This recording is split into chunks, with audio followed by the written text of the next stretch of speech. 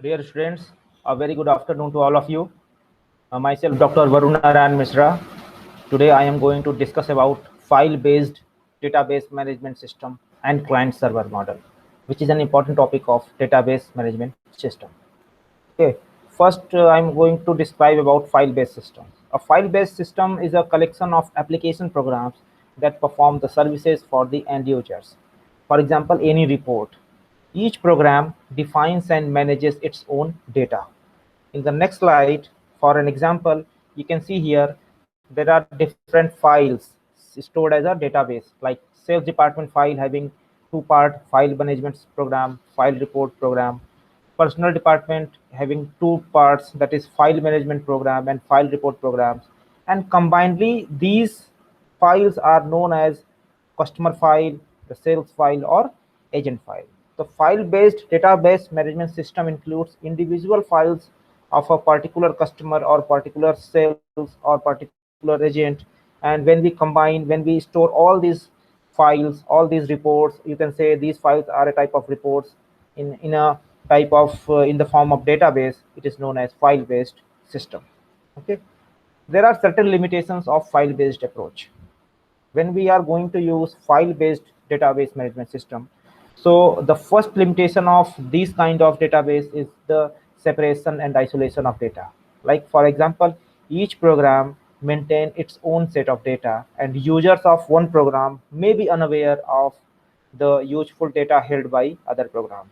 So if we are parallelly working on two different programs and two different programs are stored in two different files, so it is possible that the user of one program or the user of one file based system may be unaware of the usefulness or the data formation of the other program.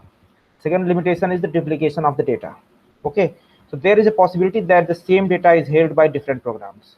Okay, and this is wasted space and potentially different values and or different formats for the same time. Separation and isolation of the data, duplication of the data, these are the limitation of file based approach. Okay, so file based systems having many weakness. Okay, the first weakness is island of data, that is the data is scattered in the file system. So because of the island of the data, the problems of the duplication, inconsistency, and rigidity comes into this scenario. The problem of duplication means the same data may be stored in multiple files. Inconsistency means in case of the same data may be stored by different names in different format. While the rigidity is also a kind of problem in the file-based system, it requires customized programming to implement any changes, and it cannot do ad hoc queries. So these are some weaknesses of file-based system that includes duplication, inconsistency, and rigidity. Okay, implication is also a kind of weakness. Okay, that is because of the waste of space, data inaccuracies, and high overhead of data manipulation and the maintenance. So we can see here that file-based management system having many weaknesses of duplication, inconsistency, rigidity, or implications. Okay, moving to the next slide. Okay, so when we compare the database system versus file-based system, we can see here the database system having entire database is stored in the form of database management system that includes, for example, here we are having multiple data sets, data about the personal department, data about the sales department, data about the accounting department, and all these departments, the data of all these departments, personal department, sales department, and accounting departments will be stored in a database management system, and it includes the entire database that employees, the name of the customer, sales, inventory, and accounts. Whereas in case of file-based system, you can see here the file. In case of file-based system, the personal department having several files, the sales department having multiple files having customers, sales, and inventory, and accounting department having accounts file. So a file-based system may have multiple programs stored in separate files, whereas in case of database system, database management system, all the database are stored in a common platform, that is database management system, and it includes the entire information about the employees, the customers, the sales, inventory, and accounts. Okay, so what are the features of database management system? As we see that database management system having some advantages over file-based system. So how database management system is advantageous over file-based system? What are the characteristics and the features of database management system? The first and important feature of DBMS is data storage, retrieval, and update. Okay, any database management system having the ability to store, retrieve, and update the data that are in the database. Okay, while second feature of database management system is user accessible catalog, where descriptions of database components are stored and are accessible to the users. Third feature is that shared update report. There is a mechanism available in database management system that is used to ensure the accuracy when several users are updating the database at the same time. Means multiple users can access the same data set, multiple users can share the same database from different places with accuracy. Fourth and important feature of a database management system is backup and recovery option.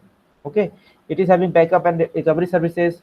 It is a kind of mechanism, it is a kind of facility that is used for recovering the database in the event that a database is damaged somehow. Okay, fifth feature of database management system is security services. Okay, it is a kind of mechanism that is used to ensure that the certain rules are followed with regard to the data in database and any changes that are made in the data. So these are some important features of database management system that makes it useful, that makes it advantageous in comparison to the file-based system. Now moving to the next slide, there are another properties, another characteristics of DBMS is data independence, integrity services. Integrity services includes the mechanism to ensure that the certain rules are followed with regard to data in the database and any changes that are made in the data. Data independence means the database management system having the facility to support the independence of the program from the structure of the database. Seventh property and characteristics of database is the replication support. Means there is a facility, there is an option to manage multiple copies of the same data at multiple locations. A person can access the same copy of the data at multiple locations. So there is a option to manage multiple copies. There is an option to prepare multiple copies of the same data at multiple locations. Utility services also includes the services that assist in the general maintenance of the database. Now moving to the next slide. So very important property of database management system is the shared updates. Okay, shared update means multiple users are making updates to the database at the same time. Okay, but the problem in shared database, the problem in the shared updates of database is that multiple people updating the database simultaneously can override each other. Okay, so for an example, agent T1 and agent 2, if the two agents are working simultaneously, they simultaneously read the seats reserved on the flight 890, that is 80. Okay, if the T1 cancels 5 seats, updating the seat reserved on the flight 892.75, in that case T2 reserves 4 additional seats on the flight and updates the seat reserved on the flight 890 to 84. If T1 updates the database before T2, T2 will override T1 changes and make reservation to 84 rather than getting the correct value of 79. Similarly, if T2 updates before T1, the seat reserved will be 75. So this is a simple example showing how multiple people updating the database simultaneously can override each other, because there is a facility of shared updates on database management system. But sometimes there may be the problem because of the override of the database from each other. Okay, so this problem can be rectified by having some advantageous methods of the database. Okay, so the solution of this kind of problem is batch processing. The problem of overriding of the database is batch processing. The batch processing facilitates the user to allow multiple users to retrieve the data simultaneously, and they can add the updates to the batch file, which does the appropriate processing, and it does not work for real-time situations. Okay, and another solution to such kind of problem is locking. Means it restricts the access to the record being updated by a user till the transaction is complete. So these are the two solutions that may be used to overcome the problem of shared updates in case of overriding of the database. Okay, batch processing and the locking. Okay, two-phase lock is another important term that is used in database management system. The two-phase lock required, it works when multiple records are updated as a result of a user action. For example, filling form, etc. In case of the online filling of the form, all the records accessed are logged progressively till the required updates are completed. So in two-phase lock, there are a growing phase in which more and more logs are added without releasing the logs. And after all logs are placed, the database is updated. Okay, whereas another step is shrinking phase. In the shrinking phase, all logs are removed and no new ones are added. The two-phase lock is very important in case of problem of shared updates. It can work in two phases, that is growing phase and the shrinking phase. Now moving to the next slide, what is deadlock? Okay, deadlock is also an important mechanism in database management system, like when two transactions require a common set of records. In that case, deadlock works. In case of deadlock, both the data sets, both the data or both the records are in growing phase and each lock some of the records. None of the records are released and they wait for each other to release the logged record. So this is the deadlock. It works when both the records are in growing phase and each locks some of the records. Breaking deadlock. Breaking deadlock provides us several facilities. It facilitates us to have the programs that can lock the entire table or an individual row, or it can release any or all the locks they currently hold. Also, it facilitates the program that can inquire whether a given row or table is locked. Okay, for breaking deadlock option, there are certain rules that needs to be followed. The first rule is that if more than one row is required, then the entire table must be locked. Second rule is that the limit of the amount of wait for a lock to be released beyond which a transaction is aborted. Third rule for breaking deadlock is that a well-designed transaction should lock all the rows and tables before starting the transaction. Users should release the locks as soon as possible to improve the efficiency of the database. So before running the option of breaking deadlock in case of shared update problems, we should follow these rules to provide it or to work it efficiently in case of the problem of shared updates. Okay, moving to the next slide. Security. Security is another important property, another important feature of the database management system. It protects our data sets by the unauthorized access of different users. Okay, the protection of your data against unauthorized access, either international or accidental, either. Okay, if someone is intentionally accidentally trying to access your database, trying to enter into a database, so security option provides us the protection against the unauthorized access of any person, whether it is intentionally or accidental. For security purpose, for running security option, the three main features are used for the protection. The passwords, anyone can provide a password. Passwords allow only the authorized users to access the database. The access privileges can be provided based on the access need. Encryption is another option for the protection of the database. It works as that it encodes the data to non-decipherable. The data decoded on demand to prevent the hackers from accessing the data. Third important security feature is views. It is having the different snapshots of the data that ensures that users only get access to the data they need. So security is an important feature of database management system. We can secure our database against any in case of any unauthorized access of our database. Okay, so these are the three main features for the protection of our database: password, encryption, and views. Integrity is another important feature of database management system. It includes the condition that the data must satisfy during initial input and the updates. Integrity constraints are the condition in which the database must satisfy during initial input and the updates. So there are 4 categories of the constants. Okay, the first type of the constant is data type, the legal values, the format, and key constants. Under key constants, we may have the options of having primary keys and foreign key. Okay, in case of primary key, we should have entity integrity constants that enforces the uniqueness of the primary key, whereas in case of foreign key, we are having referential integrity constants. In case of referential integrity constants, the values of the foreign key must match the value of the primary key for some row in another table.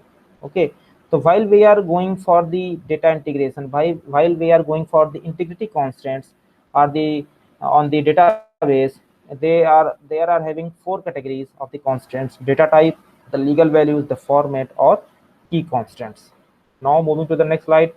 So what are the solutions for the integrity constants? First solution to the integrity constants are ignoring the constants like undesirable, as it can lead to the inconsistent data.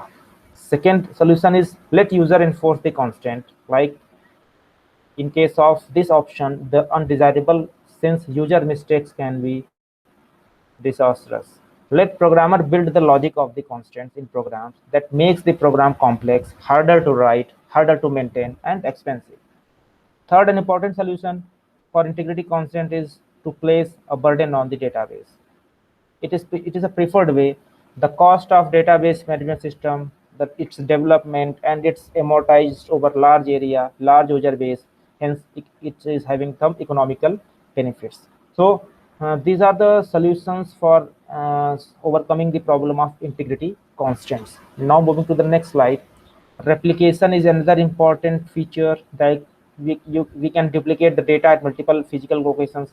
Each replica of the data can be changed independently.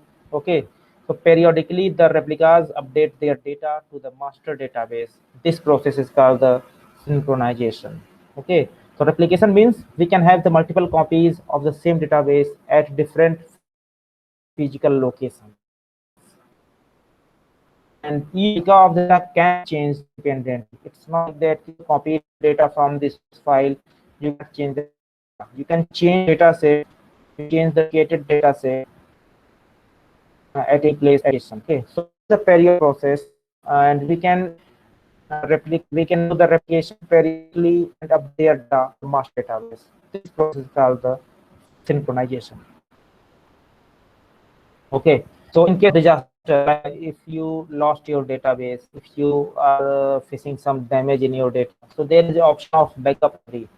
Okay, in our database, if there is damage in our data, if our data is lost, okay, so database can be damaged in a number of ways: power outage, disk crashes, error. There are some common type of errors that can cause the damage to our database. Okay, so for overcoming the problem of damaged data set, damaging database, we are having periodic backup itself to here. Data can be recovered from the latest backup, and the changes since the backup needs to be done in either of 2 ways, either manually or from a catalog if exists. So the recording of all updates to the database since the last backup. Okay. So this backup and recovery option is very important when we talk about database management system, because there is always a possibility of damaging our database, loss of our database because of the power outage, disk crashes, floods, and other kind of errors. Okay, so we can also have the option of backup and recovery while we use database management system. Okay, catalog and data dictionary. It contains the information that describes the database, like the schema of the database, different characteristics and properties of the fields used in the database, the possible values of each field, description of the data, the relationships among the database, and the description of the program. So data dictionary is same as catalog, but may contain the wider set of information than catalog. Okay, now another important topic in database management system is client server model. Okay, So the client server model, or you can say the client server paradigm, divides the software architecture of a system in two parts: the server and its client. The server is a kind of part of the client server model. It works in the background and it maintains the system-wide database. Using the database, it provides the function for system operation and responses to queries from the clients. The clients provide the user interface for human operators using the system. The server and the client may be running at different processes on the same computer, but the running on different computers located in the same building, or might be running on computers based or located in geographically apart continents that is separated by the vast oceans. In the client server model, there are two components, client and the server. Server works in the background and maintains the database, while the client provides the user interface for the human operator using the computer system. Okay, so how this client server model works? What is the working principle of client server model? So the client, or you can say it's a kind of machine. The client machine or the client process makes the request for the some resource or services, and the server machine, like the server processes, handles the request and sends the response that is in the form of result back to the client. Okay, in client server model, client request for some question, some services, and the server is a kind of machine. It's a kind of process that handles the request and sends the response in the form of result back up to the client. In database server, the client queries the server for records from the database, and the server looks up the records and responds to the client. In case of client server model, the user on the client side or the user on the client machine may not even know what machine is the network is actually has the database. When we request, the client machine request for some query, request for some services, so the user may not even know what machine is the behind of that network that is actually has the database. In fact, the database may be distributed across the several machines on the network. Okay. So this is the figure showing the diagram of client server model. Okay, you can see here the server is a kind of database. It is having a machine, you can say the server machine. It stores all the data sets, and different clients are connected with server using a program that is known as socket. Okay, so the client 1, client 2, client 3, any number of clients can be connected, can connect to the server for getting any information from the server database. A client can request for a service, a client can request for a question, and the server responds to that request after getting the desired result.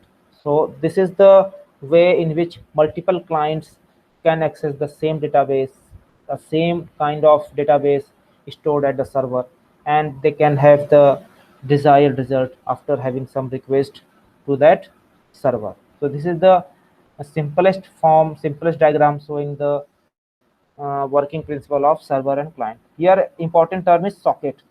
The socket is a kind of interface between the client and server. The request coming from the client will be transferred to the server by a program that is known as socket, and again the server uses that socket to respond the question asked by any client. So socket is a kind of interface.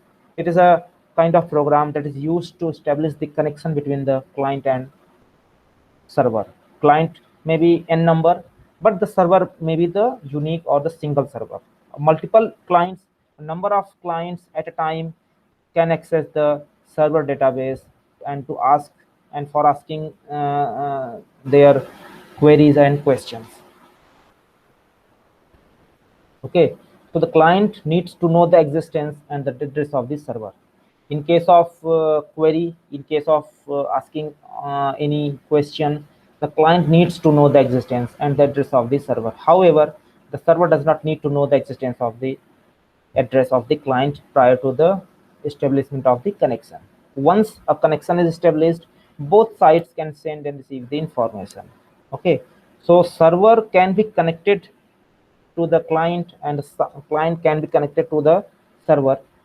Without establishing the connection, no one can receive or send the information.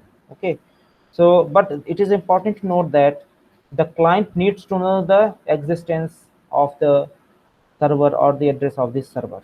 Okay. However, the server does not need to know the existence or address of the client prior to the connection. Once after getting the connection, once after establishing the connection between client and server, both sides can send and receive the information through some network, or you can say through some internet.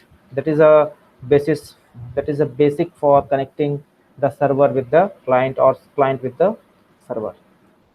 So how this type of connection will be established? How to establish a connection between client and server?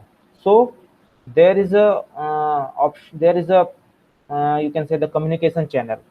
There is a communication channel. There is a program that is known as socket. The both client and server will construct a socket. A socket is one end of an inter-process communication channel. The process to establish a socket on the client side is different than the process to establish a socket on the server side. So socket is a kind of communication channel between the client and server, and the process of the establishment of the connection between the client and server can be done by the socket. Socket will be on the client side is different, and to the process that is used to establish a socket on the server side. Okay. So it is very important to know what is socket. So socket is a kind of program. It's a kind of programming, is a way of connecting two nodes on a network to communicate with each other. Okay, one socket, that is a node, listens on the particular port at an IP address, while other socket reaches out to the other to form a connection. So server forms the listener socket while client reaches out to the server. So this is the diagram of server and client. Server is having some socket, then socket is used for the set of the socket, then bind, then listen, then it will accept and send and receive. While in from the client side, it is also having a it is also having a socket. That socket is used to connect with the listen option from the server, and also it will send and receive. So finally, both the server and client side will send and receive the information after establishing the connection through socket. Okay. Socket may be of different types, but the two widely used socket types are stream socket and datagram socket. The stream socket treats the communication as a continuous stream of characters. It uses the TCP, while the datagram socket reads the entire message at one time. It uses the UDP. Now, what is TCP? TCP means Transmission Control Protocol. Transmission Control Protocol, or TCP, is a connection oriented socket, and once a connection is established, data can be sent bidirectional. While UDP, which is User Datagram Protocol, the User Datagram Protocol is a connectionless and simpler type of socket, and multiple messages are sent as packets in chunks using UDP. Okay, so UDP is a kind of simplest socket that may be used to establish the connection, and multiple messages are sent as packets in chunks using UDP. So this is the way in which we can write the programming for socket. Okay, socket, then bind, then listen, accept, connect, send, or receive. This is the way we can write the program for establishing the connection between the client and server using the socket. Okay, so how to establish a socket on the client side? So for that, we need to create a socket using the socket system call. Then we can work for connecting the socket to the address of the server using the connect system call, and then send and receive the data. You can use the read and write system calls. However, there are different ways to send and receive the data. So how to establish a socket on the server side? In that process, we first need to create a socket using the socket system call. Then in the second step, we will go for binding the socket to an address using the bind system call. For a server socket on the internet, an address that consists of a port number of the host machine. After this, listen for the connections using the listen system call, and accept a connection using the accept system call. And in the last, send and receive data, like you can use read and write system call. However, there are different ways to send and receive the data. So this is the way we can use the socket to establish the connection between the client and the server. Okay, so for establishing the connection, or for getting the connection between client and server, we use the socket. But the socket uses several addresses, several domains of the addresses. So the client and the server processes can communicate with each other only if their sockets are in the same domain and of the same type.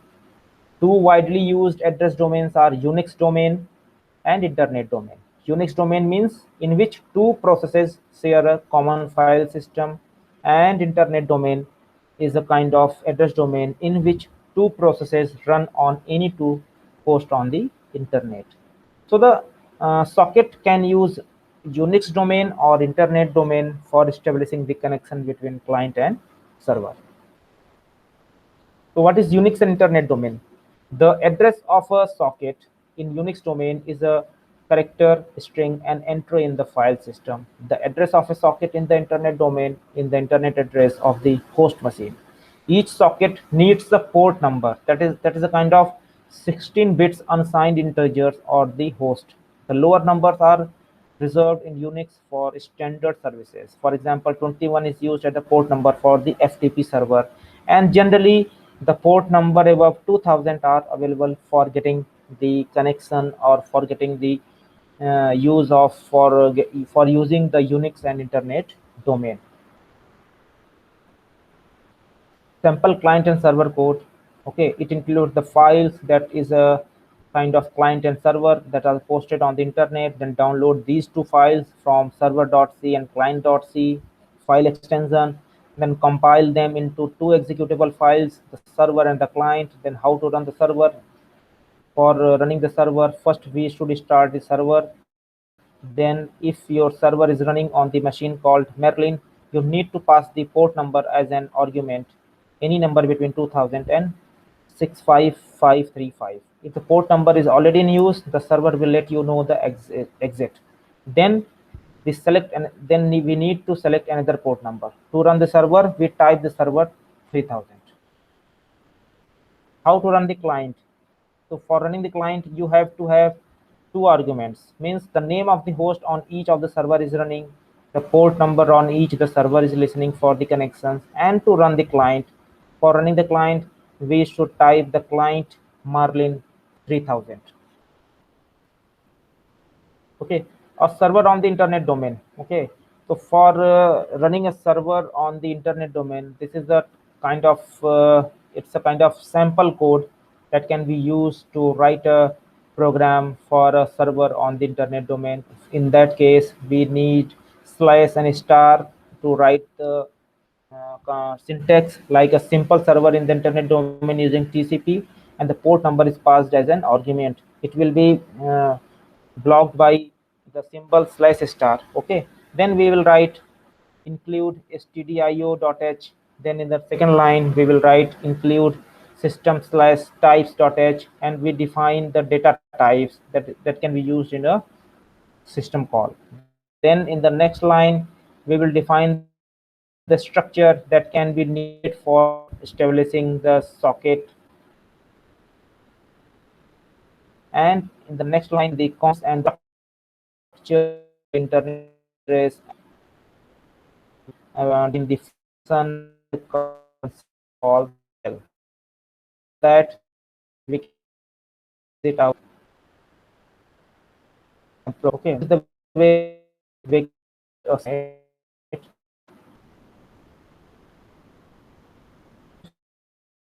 writing the code in interior case server in the code is here. Okay. So this way can establish connection in client and server having sockets maybe of two type. Socket can be used on different domain, internet domain or Unix domain, and by writing some specific kind of codes by writing some specific kind of command. Write different codes. We can write different programs for establishing the connection between socket, for establishing the connection between server and client using some socket.